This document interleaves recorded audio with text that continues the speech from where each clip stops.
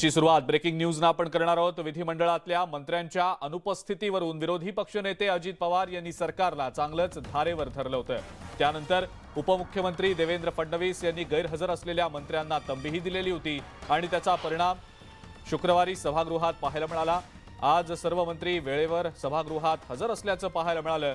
मात्र फडणवीसांनी पाठ फिरवताच पुन्हा एकदा येरे माझ्या मागल्याचं चित्र देखील दिसलं। सभागृहात मंत्री उपस्थित नसल्यामुळे पुन्हा एकदा अजित पवारांचा पारा चढला। सरकारमधले मंत्री गंभीर नसल्याची टीका विरोधकांनी केली आहे।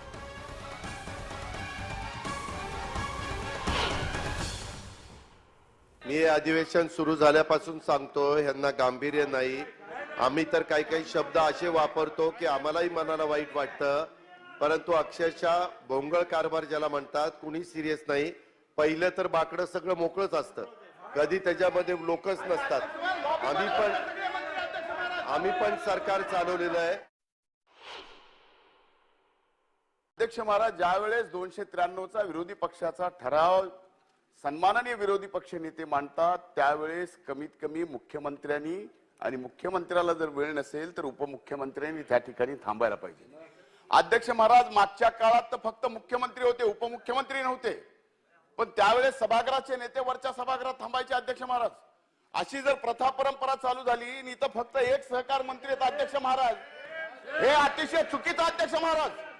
आणि अध्यक्ष महाराज, अशा पद्धतीने या सदनामध्ये विरोधी बाकावरच्या सदस्यांचा, विरोधी पक्ष नेत्या सहित सगळ्यांचा जर सन्मान डावलला जात असेल अध्यक्ष महाराज, तर या सदनामध्ये विरोधी पक्षांनी काय बोलायचं? राज्य विधिमंडळाच्या अर्थसंकल्पीय अधिवेशनामध्ये सध्या सत्ताधारी आणि विरोधकांमध्ये जोरदार दावे प्रतिदावे होताना दिसतायत। आता भाजपच्याच एका आमदारानं विधान परिषदेत सभागृह सुरू असताना केलेलं एक वक्तव्य चर्चेचा विषय ठरतंय। आमच्याकडे गुजरातहून निरमा पावडर येतं, ज्यांना गरज आहे त्यांना आम्ही स्वच्छ करून घेतो, असं वक्तव्य रमेश पाटील यांनी केलंय। रमेश पाटलांच्या वक्तव्यानंतर अजित पवारांनी त्यांना प्रत्युत्तर देत हा विषय पांघरुण घालण्यासारखा नसल्याचं म्हटलंय। भूषण देसाई हे बीजेपी मध्ये आलेले आहेत। तिथं काय केलं आम्हाला माहिती नाही। कोणतरी काल सांगितलं का 400 कोटीचा MIDCच्या प्लॉटची फाईल आहे म्हणून ते इथे आले। त्याच्यासाठी इथे आलेले नाहीत। इथलं सरकार आहे, हे सरकार चांगलं काम करते आणि सरकार चांगला न्याय देते म्हणून ते इथे आलेले आहेत। खरं म्हणजे आमच्याकडे निरमा वॉशिंग पावडर आहे आणि ती गुजरातवरनं येते, त्याच्यामुळे आम्ही साफसफाई करून जो माणूस आमच्याकडे येईल, आमच्याकडे जो माणूस येईल तो माणूस स्वच्छ होणार आहे। एकनाथराव शिंदे साहेब, हे जरी तुम्हाला असं तसं वाटत असलं तरी सर्वसामान्य माणूस जो बघतोय महाराष्ट्रातला, तो त्या ठिकाणी समजतोय काय चाललंय ते। या प्रकारच्या ज्या काही गोष्टी चाललेल्या आहेत, ह्या गोष्टी अक्षरशः हे खरं तर यांच्या चौकशा झाल्या पाहिजेत, उच्चस्तरीय चौकशा झाल्या पाहिजेत। अशा प्रकारे कुणाला पांघरून घालून त्या ठिकाणी चालणार नाही। हे महाराष्ट्रामध्ये ह्याच्या पाठीमागच्या काळामध्ये कधी घडत नव्हतं, दुर्दैवाने ते आपल्या राज्यामध्ये घडतंय। पुढची एक अत्यंत महत्त्वाची मोठी ब्रेकिंग न्यूज आता आपण बघणार आहोत। बारामती ॲग्रोवर गुन्हा दाखल करण्यात आलेला आहे। रोहित पवारांना हा एक खूप मोठा धक्का मानला जातोय। तारखेपूर्वी कारखान्याचं गाळप केल्याचा ठपका ठेवण्यात आलेला आहे। संचालक सुभाष गुलावे यांच्यावर गुन्हा दाखल झालाय। या कारखान्याचे रोहित पवार CEO आहेत। पुणे जिल्ह्यातल्या बारामती ॲग्रोच्या साखर कारखान्यानं अधिकृत तारखेपूर्वी गाळप सुरू केल्याबद्दल महाराष्ट्र पोलिसांनी प्रथम माहिती अहवाल नोंदवलाय। पुणे साखर आयुक्त कार्यालयानं केलेल्या तक्रारीच्या आधारे राष्ट्रवादी काँग्रेसचे आमदार रोहित पवार हे CEO असलेल्या या कंपनीच्या अंतर्गत असलेल्या मिलच्या व्यवस्थापकीय संचालकांच्या विरोधात हा FIR आता नोंदवण्यात आलाय। या मिलचे व्यवस्थापकीय संचालक सुभाष गुलावे यांच्यावर भारतीय दंड संहितेच्या कलम 188 अंतर्गत गुन्हा दाखल झालाय। हे कलम सरकारी आदेशांचं उल्लंघन करणाऱ्या लोकांच्या विरोधात वापरलं जातं। याताची अत्यंत महत्त्वाची मोठी बातमी आपण सध्या पाहतो आहोत। रोहित पवार यांच्या बारामती ॲग्रोवर गुन्हा दाखल करण्यात आलेला आहे। अधिक माहिती या संदर्भातली आपण जाणून घेणार आहोत। जितेंद्र जाधव आपले प्रतिनिधी आपल्या सोबत आहेत सध्या। जितेंद्र, काय नेमकी माहिती?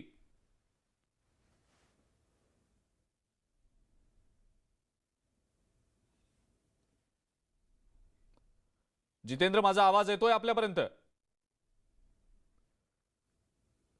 जितेंद्र यांच्यापर्यंत कदाचित आपला आवाज जात नाही. आपण पुन्हा एकदा त्यांना संपर्क करण्याचा प्रयत्न करूया. मात्र ही आत्ताची अत्यंत महत्त्वाची मोठी घडामोड आपण पाहतो. बारामती अॅग्रोवर गुन्हा दाखल करण्यात आलेला आहे. रोहित पवार हे या कारखान्याचे सीईओ आहेत. संचालक सुभाष गुलावे यांच्यावर गुन्हा दाखल झालेला आहे आणि ही अत्यंत महत्त्वाची मोठी घडामोड आपण सध्याची पाहतो आहोत.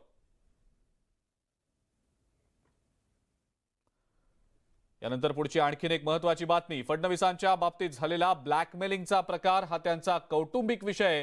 भाजपला दुसऱ्यांच्या कुटुंबात घुसण्याची सवय तशी आम्हाला नाही असं म्हणत खासदार संजय राऊतांनी खोचक टीका केली आहे. पण गृहमंत्र्यांच्या घरापर्यंत जर ब्लॅकमेलिंग जात असेल तर हे अत्यंत गंभीर आहे असंही राऊत यांनी म्हटलंय.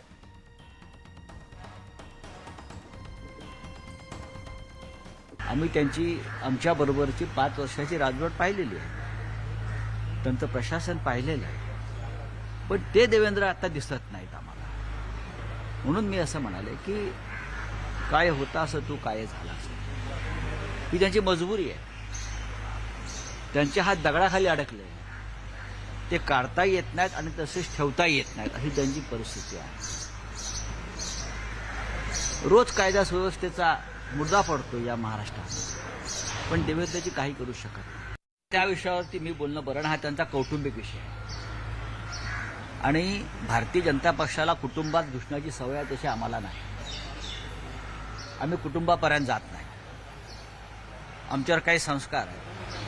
प्रकरण पोलिसात आहे, प्रकरण न्यायालयात आहे. पण जर गृहमंत्र्यांच्या घरापर्यंत ब्लॅकमेलिंगचं प्रकरण गेलं असेल तर ते गंभीर आहे. ज्या अर्थी अशी घटना घडते त्या अर्थी पोलिसांना कायद्याचा धाक राहिला नाही किंवा पोलिसांवर राजकीय दबाव आहे. या राज्याला मुख्यमंत्री नाहीच आहे. या राज्याला मुख्यमंत्री आहे, बरं का. मख्खपणे सगळं चाललेलं आहे. मुख्यमंत्री असता तर राज्याची अशी अवस्था नसती. मुख्यमंत्री आणि मुख्यमंत्र्यात फरक आहे, बरं का. म्हणून सगळी सूत्र जे आहे ते डेप्युटी सीएम म्हणजे उपमुख्यमंत्र्याकडे आहेत. मुख्यमंत्री फक्त 40 खोकेबाज आमदारांना एकत्र ठेवण्याचं काम करतात. या राज्यात सरकारच अस्तित्वात नाही. म्हणून तर सगळा गदारोळ आणि अराजक माजलेला आहे. लाल वादळ येऊन ठेपलाय. आणि यानंतरची आणखीन एक ब्रेकिंग न्यूज आता आपण बघणार आहोत. अमृता फडणवीस ब्लॅकमेलिंग प्रकरणात अटक करण्यात आलेल्या अनिक्षावर गोव्यातही गुन्हा दाखल झाल्याची माहिती मिळतेय. अमृता फडणवीस यांना धमकावणारी अनिक्षा हिची गुन्हेगारी पार्श्वभूमी आता उघड झालेली आहे. अनिक्षावर गोव्यातही गुन्हा दाखल झाल्याची माहिती मिळतेय.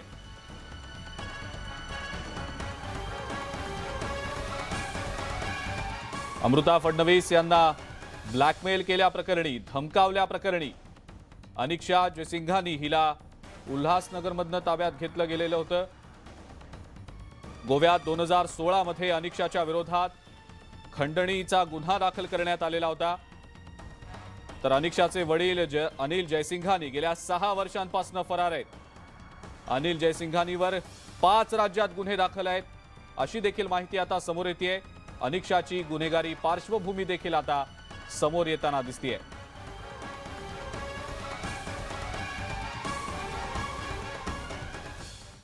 विदर्भ, मराठवाडा आणि पश्चिम महाराष्ट्राला अवकाळी पावसानं चांगलं झोडपून काढलंय. तर अजूनही 3 दिवस अवकाळी पावसाचा इशारा हवामान विभागानं दिलेला आहे. अवकाळी पावसाच्या नुकसानाच्या मुद्द्यावरनं विरोधी पक्षनेते अजित पवार यांनी सभागृहात सरकारला जाब विचारला. नुकसानाची पाहणी करून तत्काळ नुकसान भरपाई देण्याची मागणी अजित पवारांनी केली आहे. त्यावर मुख्यमंत्री एकनाथ शिंदे यांनी उत्तरही दिलंय. सरकार संवेदनशील आहे का नाही कळायला मार्ग नाही. अब्दुल सत्तार साहेबांनी स्वतःच्या सिल्लोड मतदारसंघात शेतकऱ्यांच्या आत्महत्येविषयी तरी असे काळीज उलटे करायला नको होते. अवकाळीने शेतीचे फार नुकसान झालेले नाही असे तारेही त्यांनी तोडले. इकडे राज्याचे तत्पर मुख्यमंत्री कुणाचाही फोन उचलतात, असे व्हिडिओ फिरतात आणि त्यांच्या वाचाळ मंत्री मात्र आधार देण्याच्या ऐवजी शेतकऱ्यांची अशा प्रकारची कुशेषा करतात. अध्यक्ष महोदय, कसं चालेलो, आम्ही देखील शेतकऱ्यांचा प्रतिनिधित्व करतो. आम्ही पण शेती आमचा मूळ व्यवसाय. आणि अध्यक्ष महोदय, काल अक्षरशः गालीच्या पसरावा अशा पद्धतीनं बर्फाचा थरच्या थर वेगवेगळ्या भागामध्ये पसरलेले. अध्यक्ष महोदय, आता इथं बघा, अवकाळी पावसाने गारपिटीनं महाराष्ट्रातील अनेक जिल्ह्यात गहू, हरभरा, पालेभाज्या आणि फळ पिकांची वाट लागली. अजून आठवडाभर कुठं ना कुठं पाऊस पडण्याची गारपीट होण्याची शक्यता आहे. अध्यक्ष महोदय, सरकारने तातडीनं पंचनामे करून मदत केली पाहिजे. हातातोंडाशी आलेलं पीक जर शेतकऱ्यांचं गेलं तर शेतकऱ्यांनी न्याय मागायचा कुणाला, शेतकऱ्यांनी पाहायचं कुणाला? मी नांदेडच्या कलेक्टरशी स्वतः बोललो रात्री. नांदेडचा कलेक्टर आता स्वतः अर्धापूरला आणि मुदखेडला स्वतः गेले, ते तिथे पंचनामे सुरू आहेत. नाशिक कलेक्टरशी मी बोललोय, तिथले पंचनामे सुरू आहेत आणि त्याचाही अहवाल ते पाठवत आहेत. त्यामुळे शेतकऱ्यांच्या या अतिवृष्टीमुळे जे झालेलं नुकसान, आता मधल्या गेल्या आठवड्यात झालेलं नुकसान, त्याचेही पंचनामे या ठिकाणी जवळपास पूर्ण झालेले आहेत. आज कालपासून जो काही ठिकाणी पाऊस पडतोय त्याचे देखील पंचनामे स्वतः कलेक्टर स्वतः तिथे, आता काल आणि आज दोन्ही अभिजित राऊत कलेक्टर आहे तिथे स्वतः गेला होता.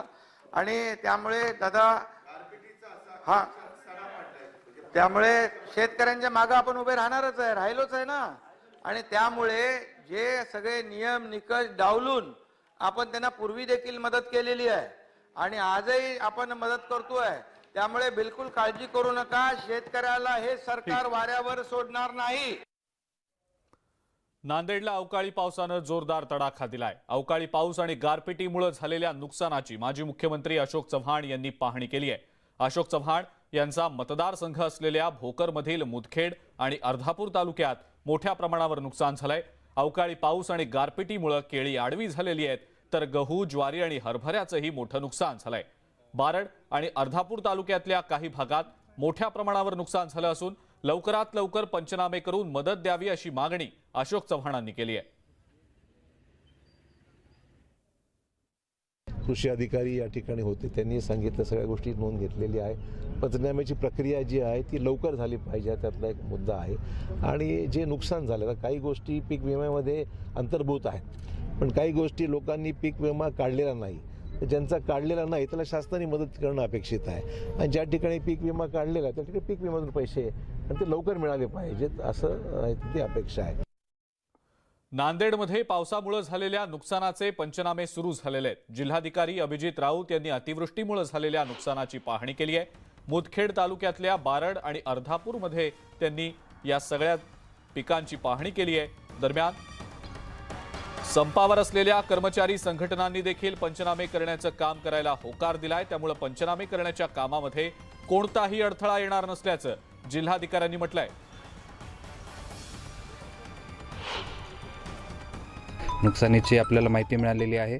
या सगळ्या ठिकाणी आपण सूचना दिलेल्या आहेत की वस्तुस्थितीदर्शक पंचनामे व्हावेत, थोडे संवेदनशीलपणे पंचनामे व्हावेत. शेतकऱ्यांना जास्तीत जास्त मदत कशी मिळता येईल त्या दृष्टीने आपण प्रयत्न करणार आहोत. कारण आता ग्राउंडवर आपण बघितलं की परिस्थिती निश्चितपणे विदारक आहे. केळी असेल, हरभरा, इतर सगळी रोपं ही अक्षरशः त्याची वाताहत झालेली आहे. राज्यभरामध्ये सुरू असलेल्या संपाचा परिणाम आता दिसू लागलेला आहे. याच अनुषंगानं ब्रेकिंग न्यूज पुढची आपण आता बघणार आहोत. अनेक कार्यालयीन कामं त्यामुळे खोळंबलेली आहेत. संभाजीनगर बोर्डात 10वी आणि 12वीच्या उत्तरपत्रिका पडून आहेत. राज्य सरकारी कर्मचाऱ्यांच्या संपाचा परिणाम 10वी आणि 12वीच्या निकालावर आता होण्याची शक्यता आहे. कारण या संपात मोठ्या प्रमाणावर शिक्षक देखील सहभागी झालेत आणि त्यामुळे शिक्षण विभागानं तपासणीसाठी पाठवलेले पेपरचे गठ्ठे परत येत आहेत आणि बोर्डात या गटांचा खच साचताना दिसतोय. बोर्डाच्या अधिकाऱ्याच्या म्हणण्यानुसार पेपर तपासणीची पर्यायी व्यवस्था करण्याची तयारी सुरू करण्यात आलेली आहे, पण याचा परिणाम 10वी आणि 12वीच्या निकालावर देखील होण्याची शक्यता आहे.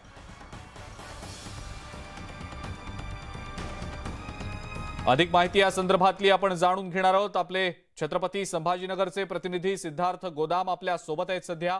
सिद्धार्थ, या संपाचा परिणाम उत्तरपत्रिकांच्या तपासणीवर देखील होतो आहे आणि कदाचित 10वी 12वीचे निकाल उशिरा लागू शकतात की काय, अशी शक्यता देखील व्यक्त होतीये. सिद्धार्थ, काय सांगता येईल याबद्दल? निश्चितपणे संपाचे परिणाम आता दिसू लागलेले आहेत. शिक्षण विभागावर आपण बघतो 10वी 12वीच्या उत्तरपत्रिका गट्ट्याने बोर्डामध्ये पडलेल्या आहेत. मात्र शिक्षक संपावर गेल्यामुळं ते तपासायचे कुणी हा मोठा प्रश्न निर्माण झालेला आहे. कारण बोर्डामध्ये लाखोच्या संख्येने उत्तरपत्रिका पडून आहेत, मात्र कुठलाही शिक्षक त्या घ्यायला तयार नाही, कारण संप असल्यामुळं. आणि आता बोर्डाच्या वतीने जरी सांगण्यात येत असेल की वेळेवर निकाल लावला जाईल किंवा निकालामध्ये त्याचा परिणाम होणार नाही, पण हे शक्य नाही. कारण बोर्डाला असं बोलल्याशिवाय दुसरा पर्याय नाही. कारण हा संप जर आणखी वाढला, निश्चितपणे जो आहे निकाल वेळेवर लागू शकत नाही. यामध्ये विद्यार्थ्यांचं नुकसान होईल आणि विशेष म्हणजे पर्यायी व्यवस्था करायची तर काय करायची याबद्दल सुद्धा बोर्ड काय बोलायला तयार नाही, कारण पर्यायी व्यवस्था होऊ शकत नाही. शिक्षकांनी पत्रिका उत्तरपत्रिका तपासल्या नाही तर दुसरं कोण तपासणार, हा मोठा प्रश्न या ठिकाणी आहे. त्यामुळं संपाचा परिणाम आरोग्य विभाग असेल किंवा इतर प्रशासकीय असेल किंवा आता शिक्षणाच्या याच्यावर सुद्धा होऊ लागलेला आहे. आणि जर निकाल पुढे लांबला तर पुढे ऍडमिशनचे पण सुद्धा सगळ्या अडीअडचणी निर्माण होऊ शकतात. त्यामुळं आता उत्तरपत्रिका तपासणं आणि कशा तपासणार हे मोठं आव्हान आता बोर्डासमोर आहे. बर सिद्धार्थ, धन्यवाद. सविस्तर माहिती आपण दिलीत त्याबद्दल.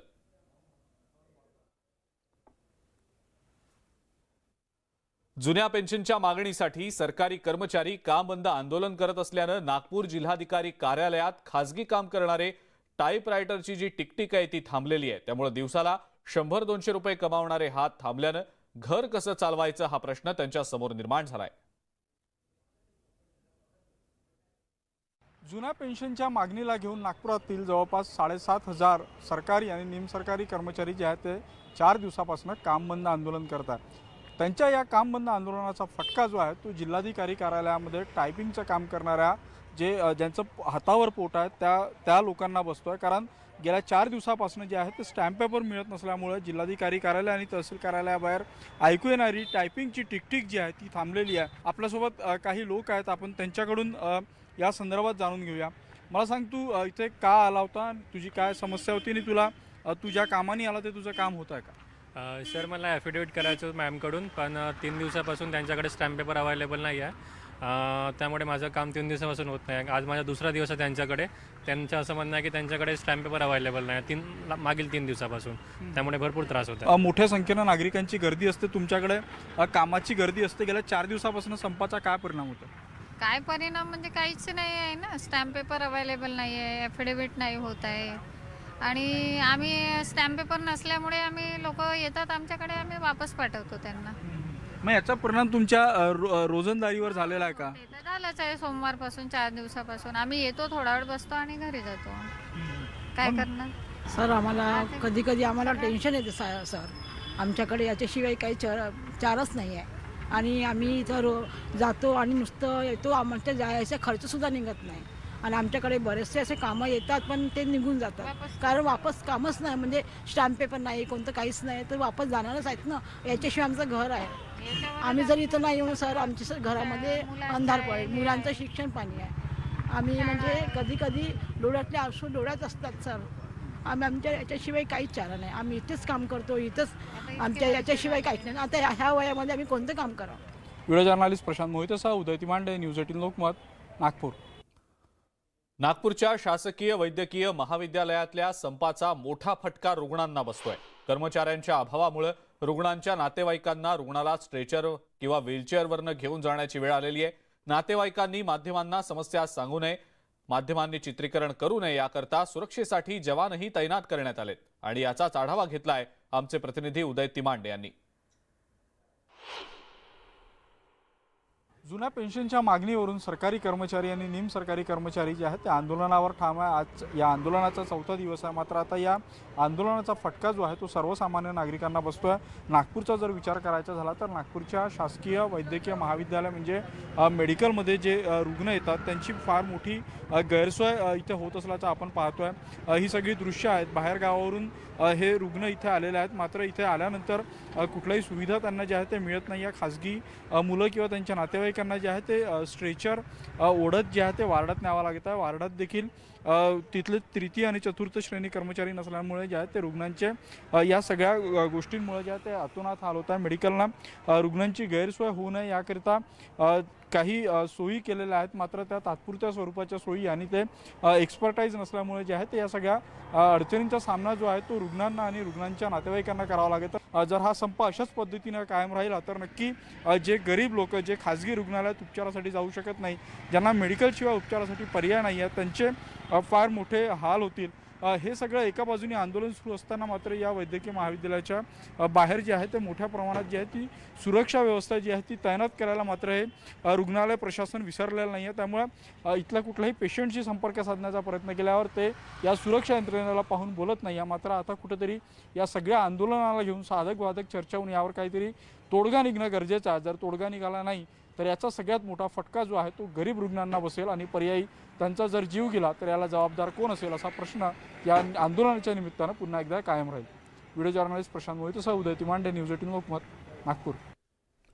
जुनी पेन्शन मिळावी या मागणीसाठी संपात उतरलेल्या सिंधुदुर्ग जिल्हा परिषदेच्या कर्मचाऱ्यांना आता नोटिसा बजावण्यात आलेल्या आहेत. 14 मार्चपासून शासकीय कर्मचाऱ्यांनी बेमुदत संप पुकारलाय. या संपात सिंधुदुर्ग जिल्हा परिषदेचे 98% कर्मचारी सहभागी झालेत. सिंधुदुर्ग जिल्हा परिषदेत एकूण 4775 इतके कर्मचारी असून त्यापैकी 223 कर्मचारी दीर्घ मुदतीच्या रजेवर आहेत.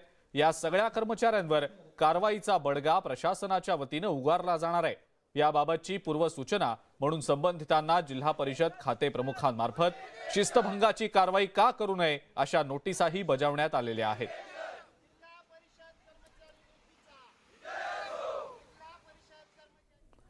सरकारी कर्मचाऱ्यांच्या संपामुळे पुण्यामध्ये दस्त नोंदणी कार्यालयात येणाऱ्या लोकांना मनस्ताप सहन करावा लागतोय. अनेकांना माघारी परत जावं लागलंय. काही ठिकाणी तासाभराच्या कामासाठी 3 तास ताटकळत बसावं लागतंय. अधिकारी असल्या कारणाने एवढे डॉक्युमेंट करू शकत नाही. ते डॉक्युमेंट घेऊन त्यांना परत जावे लागते. आणि जेव्हा एखादं जर वरिष्ठांकडे कार्य असेल आणि ते कार्य जर आपल्याला चुकीचं झालं तर त्यांच्याकडे जायचं असेल तर तिथे कोण क्लार्क वगैरे संपात असल्यामुळे ते कार्य स्थगित राहतो. खूप त्रास होतोय.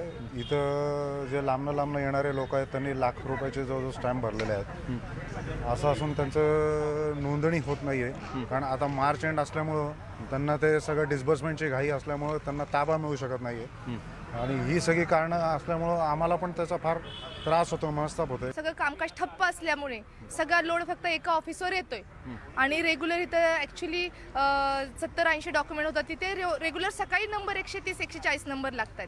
त्यामुळे लोकांची गैरसोय होऊन लोकांना घरी जावं लागतंय. परत कमीत कमी 4 तास 5 तास जातात. सर्व डाऊन. परत इथं नागरिकांना बसायची सोय नाही. भरपूर काही आहे प्रॉब्लेम. जे रेग्युलर लोक आहेत त्यांची सुद्धा इथं कामं होत नाही आणि मग क्लायंट्स लोक जे असतात वयस्कर वगैरे ते थकून आपले परत जातात आणि त्यांना पुन्हा यावं लागतं. त्याचा खूप मोठा त्रास त्रास होतो. तर नागरिकांना हा त्रास का सहन करावा, त्यासाठी सरकारने प्रयत्न करावा, लवकरात लवकर संप मिटावा. पुण्यातील जिल्हा परिषदेच्या कर्मचाऱ्यांनी मोर्चा काढलेला आहे आणि या मोर्चामध्ये बहुसंख्य कर्मचारी सहभागी असल्याचं आपण पाहतो आहोत. या मोर्चाची ही विराट दृश्य न्यूज 18 लोकमतवर आपण पाहतात.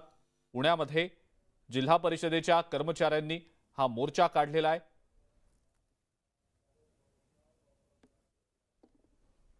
आणि या मोर्चामध्ये जिल्हा परिषदेचे बहुसंख्य कर्मचारी जे आहेत ते सहभागी असल्याचं दिसतंय.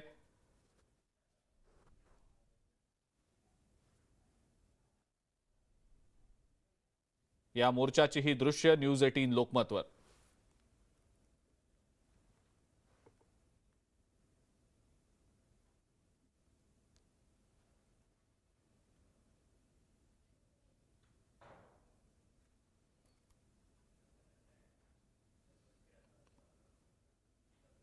पुण्यामध्ये देखील अत्यंत आक्रमकपणे सरकारी कर्मचारी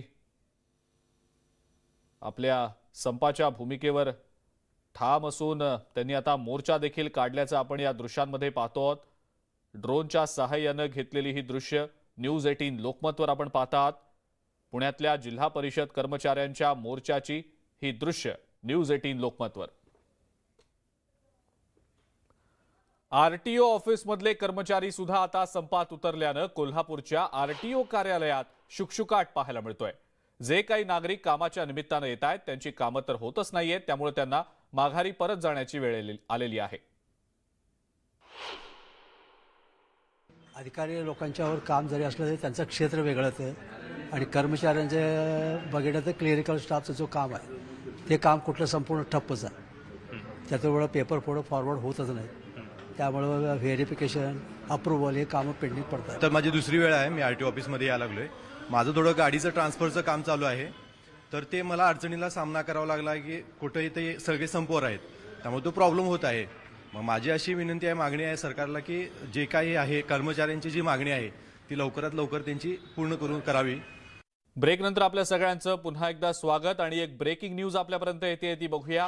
अनिक्षा जयसिंघानी हिला पोलीस कोठडी आता दिली गेलेली आहे। 21 मार्च पर्यंत अनिक्षा जयसिंघानीला पोलीस कोठडी सुनावण्यात आलेली आहे। सरकारी वकिलांनी जो युक्तिवाद केलेला होता तो कोर्टानं मान्य केला आहे आणि अनिक्षाला आता 21 मार्च पर्यंत पोलीस कोठडी सुनावण्यात आलेली आहे। अधिक माहिती या संदर्भातली आपण जाणून घेणार आहोत। प्रशांत बाग आपले प्रतिनिधी आपल्या सोबत आहेत सध्या। प्रशांत, काय नेमकी माहिती? अजिंक्य, अनेक धक्कादायक गोष्टींचे खुलासे खरं तर आज ज्यावेळेस पोलीस कोठडी मागितली अनिक्षाची त्यावेळेस करण्यात आले सरकारी वकिलांकडनं। म्हणजे 1 कोटी रुपये ब्लॅकमेल करण्यासाठी ती लाच देण्याचं प्रकरण होतं, पण 10 कोटी रुपये मागली ते अशा प्रकारे व्हिडिओ क्लिप्स दिल्या होत्या। जवळपास 40 वेगळ्या प्रकारचे मेसेज, धमकीचे मेसेज, आणखी त्याचबरोबर त्या सगळ्या विषयामध्ये 22 व्हिडिओ क्लिप्स सुद्धा त्यांनी पाठवल्या होत्या। आणखी त्या सगळ्या मॉर्फ केलेल्या होत्या, फॉरेन्सिक कडनं तपासणी केली गेलेली आहे आणि याचमुळे या विषयामध्ये 385 आणखी पीसी ऍक्टचे 4 आणि 12 हे अत्यंत गंभीर कलम सुद्धा लावण्यात आलेले। सगळ्यात महत्वाचं की म्हणजे की या सगळ्या षडयंत्रामध्ये कोणीतरी मोठा राजकीय नेता असू शकतो, या प्रकारचे जे त्यांनी संकेत दिले कोर्टात ते अत्यंत महत्वाचे मानले जातात। मोबाईल आम्हाला जमा करायचा आहे, फॉरेन्सिक तपासणी करायची, आणखी याचा सखोल तपास करणं आवश्यक आहे। आणि हे षडयंत्र एका सेवकाच्या विरुद्ध आहे, त्याला घेरून आणण्यासाठी केलं गेलेलं षडयंत्र यांनी कोर्टात लावा अत्यंत गंभीर मानला होता। या प्रकरणाचं वळण हे अधिक गंभीर होऊ शकतं असे संकेत मात्र आजच्या सुनावणीत नक्की मिळाले। अजिंक्य, ठीक आहे प्रशांत, धन्यवाद। सविस्तर माहिती आपण दिलीत त्याबद्दल। पुढची बातमी गडचिरोली मधली आहे। गडचिरोली जिल्ह्याला अवकाळी पावसानं झोडपून काढलंय। सिरोंचा तालुक्यामध्ये सर्वाधिक पाऊस पडला असून या पावसाचा जबर फटका मिरची पिकाला बसलाय। जिल्ह्यात एकमेव मिरची उत्पादक तालुका असलेल्या सिरोंचात या मुसळधार पावसामुळे तोडून ठेवण्यात आलेली मिरचीची जी पिकं आहे ती मोठ्या प्रमाणावर पाण्यात भिजलेली आहेत। मिरचीची तोडाई सुरू आहे। शेतात तोडून ठेवण्यात आलेली मिरची भिजली आहे, तर उभं पीकही काही ठिकाणी जमीनदोस्त झालंय। यावर्षी मिरचीचं पीक कमी आलेलं असताना आलेल्या पिकाला पावसाचा जबर फटका बसल्यानं शेतकरी हवालदिल झालाय। काल रात्रीपासून काही भागात मुसळधार पावसाने हजेरी लावलेली आहे। सगळ्यात जास्त पाऊस हा तेलंगणाच्या सीमेला लागून असलेल्या सिरोंचामध्ये पडलेला आहे आणि या पावसाचा परिणाम मिरची पिकावर झालेला आहे। मिरची पीक हे गडचिरोली जिल्ह्यात सर्वाधिक सिरोंचा तालुक्यात घेतलं जातं। हे मिरची पीक आहे तोडण्यात आलेलं 60 ते 70% मिरची पीक सिरोंचा तालुक्यात शेतकऱ्यांनी सोडलेलं आहे आणि इथून आसरली अंकिसापर्यंत मिरचीचं पीक तोडून असं शेतात आहे। आणखी काय पीक हे झाडावर आहे। मात्र आता रात्री आलेल्या पावसामुळे बऱ्याचपैकी मिरचीचं पीक हे भिजलेलं आहे। सगळ्यात महत्त्वाचं म्हणजे गेल्या वर्षीच्या तुलनेत यावर्षी उत्पन्न कमी आहे। गेल्या वर्षी दर कमी होता, यावेळी दर जास्त मिळेल अशी शेतकऱ्यांना अपेक्षा होती। मात्र आता या पावसामुळे या ठिकाणी ही जी मिरची आहे यामध्ये बरीच मिरची ही खराब होणार आहे। त्यामुळे शेतकरी हवालदिल झालेला आहे। इथून नागपूरला नेऊन मिरची बाजारपेठेत विकत असताना काय परिस्थिती होईल यामुळे शेतकरी चिंतातूर आहेत। आपल्यासोबत काही शेतकरी आपण त्यांना विचारण्याचा प्रयत्न करूया, कशा पद्धतीनं हे नुकसान पावसामुळे मिरचीचं झालेलं आहे, काय परिस्थिती आहे? ये अचानक बारिश आने से और वो ज़मीन जो है काला मिट्टी रहता है और नीचे जो सुखाने के लिए डाल दिए और काला मिट्टी के अंदर पूरा मिट्टी लगता है और पूरा आधा मिर्ची जो है वो मिट्टी लग के उसका कलर चेंज हो जाता है और जो खल्ले के ऊपर अभी जो सुखार है और उसके बाद मिर्ची जो तोड़ने का है खेत के अंदर जो है और उसका कलर चेंज होता है। पानी गिरने से उसको क्या होता है, वो कलर बदल जाता है, वो रेड कलर नहीं रहता, सफ़ेद में आ जाता है। और इससे मेरा अंदाज कम से कम अभी जो कल्ले के ऊपर जो तोड़ के सुखार है उसमें मेरा अंदाज अभी 2000 बिकने का वो 1000 रुपये 1200 रुपये बिकेगा, इतना फर्क पड़ जाता है उसमें। परिस्थिती नक्कीच गंभीर आहे, कारण शेतकऱ्यांना अशा पद्धतीचं हे तोडून ठेवलेलं हातात आलेलं पीक आता जे आहे हे पावसात भिजल्यामुळे काय करायचं नेमका असा प्रश्न त्यांच्या समोर आहे आणि बाजारपेठेत गेल्यानंतर सुद्धा किती दर येईल याबाबत शेतकरी साशंक आहेत। महेश तिवारी, न्यूज 18 लोकमत, गडचिरोली। आणि आता बातमी बळीराजाच्या फसवणुकी संदर्भातली। शेतकऱ्यांनो, जर तुमच्याकडे जनावरं आहेत तर मग ही बातमी पहाच। शेतकऱ्यांच्या योजनेत कशा प्रकारे भ्रष्टाचार केला जातोय हे पहा आणि ही बातमी बघून तुम्ही सावध व्हा। राज्य सरकारकडून शेतकऱ्यांसाठी कोट्यवधींच्या योजना राबवल्या जात असतात। शेतकऱ्यांना पशुधनाच्या माध्यमातून 2 पैसे मिळावे यासाठी पशुसंवर्धन विभागाकडून 80,000 रुपयांच्या म्हशीची स्कीम या ठिकाणी राबवली जाते। 25% रक्कम शेतकऱ्यांकडनं भरून उर्वरित 75% अनुदान शेतकऱ्यांना दिलं जातं. 80,000 रुपये किमतीच्या म्हशी शेतकऱ्यांना या योजनेच्या माध्यमातून दिल्या जातात. मात्र अकोट पशुसंवर्धन विभागाच्या भ्रष्ट अधिकाऱ्यांनी ही संपूर्ण योजना कागदोपत्री राबवून संपूर्ण योजनेचे पैसे लाटत असल्याचा धक्कादायक प्रकार न्यूज 18 लोकमतच्या कॅमेऱ्यात कैद झालाय. खामगावात गुरांच्या बाजारात आलेल्या लाभार्थ्यांकडनं 2,000 रुपये घेऊन म्हशीसोबत फोटो काढून त्यांना 50,000 रुपये देऊन रवाना केलं जात होतं. महत्त्वाचं म्हणजे शेतकऱ्यांनी या योजनेसाठी तब्बल 21,000 रुपयांचा डिमांड ड्राफ्ट पशुसंवर्धन विभागाकडे भरलेला आहे. विशेष म्हणजे केंद्रावर अधिकारी देखील उपस्थित होते. पशुसंवर्धन विभाग अकोटच्या माध्यमातून शेतकऱ्यांना या ठिकाणी म्हशीचं वाटप करण्यात येत आहे. म्हशीचं वाटप करत असताना शेतकऱ्याला 21,000 रुपये भरावे लागतात. त्या 21,000मध्ये शेतकऱ्यांना 80,000च्या 2 म्हशी दिल्या जातात. परंतु या खामगावच्या कृषी उत्पन्न बाजार समितीमध्ये एक धक्कादायक प्रकार समोर आलाय. शेतकऱ्यांकडून 21,000 रुपये भरून घेतात खरे, परंतु या ठिकाणी जर का आपण बघितलं तर शेतकऱ्यांना म्हशी दिल्या जात नाही. त्याच्या व्यतिरिक्त जर का आपण बघितलं तर शेतकऱ्याला फक्त 50,000 रुपये दिल्या जातात. म्हणजे 80,000ची 2 म्हशी असताना त्यांना 50,000 रुपये या दिल्या जातात आणि म्हैसही दिल्या जात नाही. त्यामुळं या योजनेच्या माध्यमातून पशुसंवर्धन विभागाचे अधिकारी जे आहेत 80,000च्या 2 म्हशी वाटप करत असताना त्यामधून 30,000 रुपये जे आहेत ते स्वतः ठेवून घेतात आणि 50,000 रुपये एवढेच शेतकऱ्याला दिले जातात. अतिशय मोठ्या प्रमाणात भ्रष्टाचार हा म्हणावा लागेल. आज जे आहे ते 200 म्हशीची नोंदणी या ठिकाणी झालेली आहे आणि शेतकऱ्याकडून 80,000 न देता 50,000 रुपये देऊन प्रत्येकी 30,000 रुपये या ठिकाणी पशुसंवर्धन विभागाचे अधिकारी या ठिकाणी घेत असल्याचा प्रकार हा न्यूज 18 लोकमतच्या कॅमेऱ्यात कैद झालाय. अतिशय धक्कादायक हा प्रकार या ठिकाणी न्यूज 18 लोकमतच्या कॅमेऱ्यामध्ये कैद झाला असून आता संबंधित अधिकाऱ्यावर वरिष्ठ अधिकारी काय कारवाई करतात याकडे सर्वांचं लक्ष लागलंय. राहुल खंडारे, न्यूज 18 लोकमत, बुलढाणा. चंद्रपूर जिल्ह्यामध्ये असे गाव आहे जे कोणत्याही ग्रामपंचायतीत समाविष्ट करण्यात आलेलं नाही. चिमूर तालुक्यातल्या सरडपार गावची ही विचित्र अवस्था आहे. गेली 6 वर्ष हे गाव स्वतःच्या अस्तित्वासाठी संघर्ष करत आहे. नगर परिषद निर्मिती दरम्यान केवळ सरडपार हे गावच वगळण्यात आल्यानं अडचणी निर्माण झाल्यात. गावातला विकास खुंटल्यानं नागरिक त्रस्त आहेत. रस्ते, पाणी, वीज, स्वच्छता याबाबत कुणाकडे दाद मागायची यासाठी नागरिकही संभ्रमावस्थेत आहेत. गावात ग्रामपंचायत नसल्यामुळे आम्हाला दाखल्याची अडचण होते. वारंवार तिथे जाऊन दाखले आणि तिथले लोक पण लवकरात लवकर देत नाही कोणतेच दाखले. आणखी रस्त्याची अडचण, रस्ते चांगले नाही आहे. पावसाळ्यात जाण्यासाठी अडचण होते.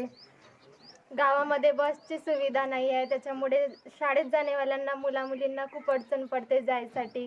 गाव ऑनलाईन नसल्यामुळे कागदपत्रांची अडचण पडते. शाळेचे कामं जर राहिले ऑनलाईनचे त्याचे पण अडचण पडते. सगळ्या गोष्टींची अडचण पडते. हे गाव जवळपास 2015 पासून या गावाला ग्रामपंचायत नसल्यामुळे जवळपास शासकीय योजनेपासून पूर्णतः गाव, मग शाळेतले विद्यार्थी असो, माणूस असो, महिला असो किंवा शेतकरी असो, सगळे वंचित आहे. आणि 2015 पासून जे काही माध्यमातून येणाऱ्या ज्या काही योजना, मग विहीर असो, शेततळालो असो किंवा शेतीचे बोडीपोलीकरण असो, ज्या काही योजना आहे, मग पिंकलर असो, ज्या काही शासकीय योजना आहे त्या शासकीय योजनेपासून पूर्णतः शेतकरी वर्ग वंचित आहे. आमचा सरडपार गाव 2015 ते आज पावतो ग्रामपंचायत कार्यालय नसल्यामुळे आम्हाला कोणत्याही शासकीय योजनेचा लाभ मिळत नसल्यामुळे येथील गावकरी शासकीय लाभापासून वंचित राहत आहे.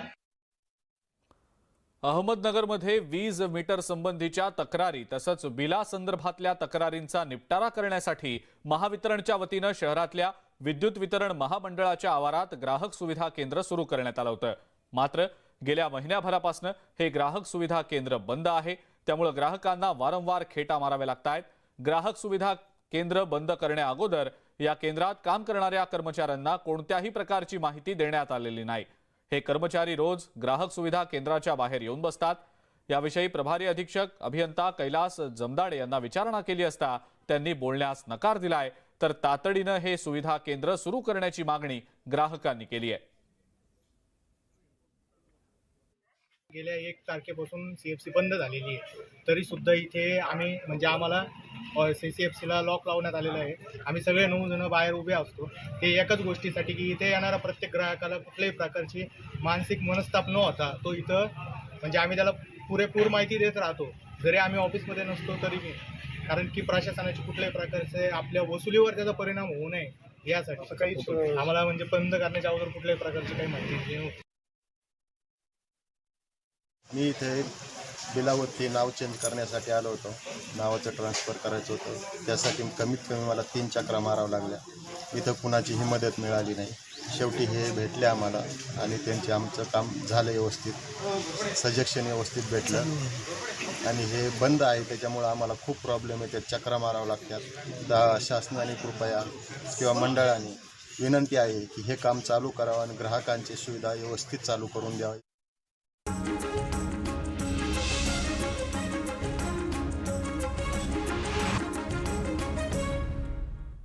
ब्रेकनंतर आपल्या सगळ्यांचं पुन्हा एकदा स्वागत. जम्मू आणि काश्मीर पोलिसांनी एका भामट्याला अटक केली आहे. या व्यक्तीनं पंतप्रधान कार्यालयाचा अतिरिक्त संचालक असल्याची बतावणी करून केंद्रशासित प्रदेशातील उच्च अधिकाऱ्यांच्या बैठका घेतल्या. Z+ सुरक्षेत तो देशाच्या सीमेपर्यंत गेला. इतकंच नाही तर सैन्य दलाच्या सुरक्षेत आणि बुलेट प्रूफ वाहनातनं तो ये-जा करत होता. सोबत त्याच्या कुटुंबालाही घेऊन फिरत होता. गेल्या ऑक्टोबरपासून जम्मू काश्मीर पोलीस आणि CRPFचे जवान त्याच्या सुरक्षेत गुंतले होते. किरण पटेल असं या भामट्याचं नाव आहे. श्रीनगरमध्ये बनावट कागदपत्रांच्या संशयावरून त्याला अटक करण्यात आलेली आहे.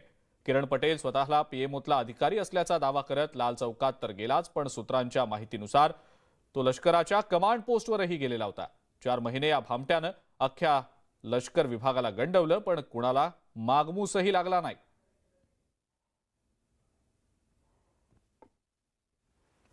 आणि या सगळ्या महत्त्वाच्या घडामोडींसोबतच आता महाराष्ट्र अनलिमिटेडमध्ये वेळ झाली आहे इथंच थांबण्याची. ताज्या बातम्या आणि अपडेट्ससाठी बघत राहा फक्त न्यूज 18 लोकमत.